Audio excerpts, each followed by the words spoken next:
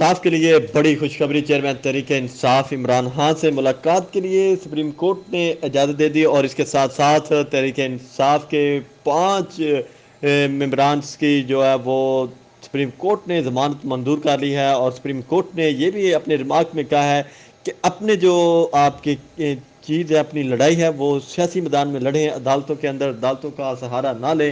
وہاں پہ انہوں نے یہ بہت اہم ریمارکس دیے ہیں سپریم کورٹ نے کہا کہ اپنی لڑائی کو سیاسی میدان میں لڑا جائے، یہاں پہ نہ لڑا جائے۔ آپ کو بتاتے چلیں کہ خیبر پختونخوا میں اس وقت جو وزیر اعلیٰ کے مشیر ہیں رشید سیف، ان کی ضمانت منظور کی گئی ہے۔ اس کے ساتھ ساتھ کچھ اور لوگوں کی کے پی کے سے اور 2 لوگوں کی پنجاب سے سپریم کورٹ میں ضمانت منظور کی گئی ہے۔ بڑی خبر ہے تحریک انصاف کے لیے، آج سپریم کورٹ میں بڑے کیس کی بڑی سماعت ہوئی۔ جسٹس جمال مدوخیل کی سربراہی میں 3 رکنی بینچ نے کیس کی سماعت کی۔ جسٹس حسن اظہر اور رضوی اور جسٹس مسرت ہلالی بینچ میں شامل تھے۔ سنہ 9 مئی کے حوالے سے جب سپریم کورٹ میں راولپنڈی حملہ کیس کے اوپر جو ہے وہ سماعت ہوئی، تو وہاں پہ جسٹس جمال مدوخیل نے کہا کہ یہ جو سیاسی لڑائی ہے، انہوں نے وہاں پہ اٹارنی جنرل کو کہا کہ سیاسی لڑائی کو سیاسی میدان میں لڑا جائے۔ آپ نے جو بوگس مقدمات درج کیے تھے، ان بوگس مقدمات کا کوئی آپ کے پاس کیا ثبوت ہے، کیا ایویڈنسز ہیں آپ کے پاس جو آپ نے ان کے اوپر مقدمات درج کیے تھے؟ انہوں نے کہا کہ کیا ریلی نکالنا جرم ہے؟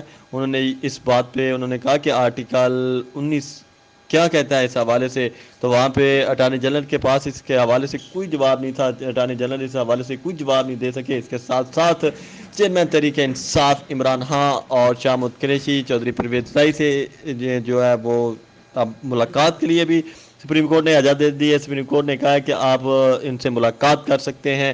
سپریم کورٹ نے بڑے اہم ریمارک دیے ہیں اس حوالے سے۔ انہوں نے کہا کہ کیا وجہ ہے کہ آپ کے سے اگر ان کی حفاظت نہیں ہو سکتی تو ان کو آپ رہا کر دیں۔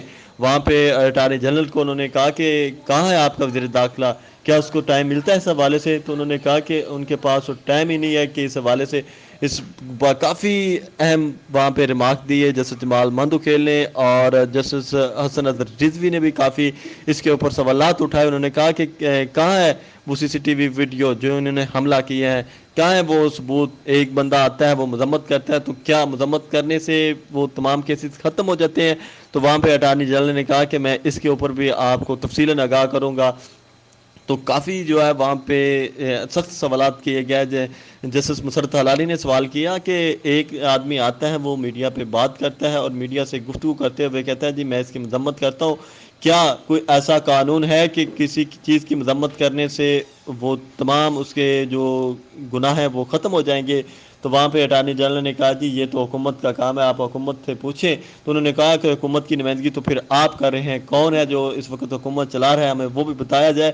تو اس کے ساتھ ساتھ انہوں نے یہ بھی کہا کہ اس حکومت سے ایک طرف ان لوگوں کی حفاظت نہیں ہو رہی جو اس وقت جیل کے اندر موجود ہیں، ان کی آپ ملاقات کی اجازت نہیں دیتے، اور دوسری طرف آپ نے لوگوں کے اوپر بوگس مقدمات درج کیے ہیں، تو آپ کیا چاہتے ہیں، اس ملک کو کس طرف لے کے جانا چاہتے ہیں؟ تو وہاں پہ اٹارنی جنرل نے کہا جی کہ ہم اس کے اوپر جو ہے وہ کام کر رہے ہیں۔ تو کافی مشکل کا سامنا کرنا پڑا اٹارنی جنرل کے پاس، اس کے حوالے سے کوئی ٹھوس شواہد نہیں تھے۔ تو یقینی طور پہ تحریک انصاف کے لیے اب اعلیٰ عدلیہ سے کافی اچھی امیدیں نظر آ رہی ہیں اور ان کو ریلیف ملتا ہوا نظر آ رہا ہے۔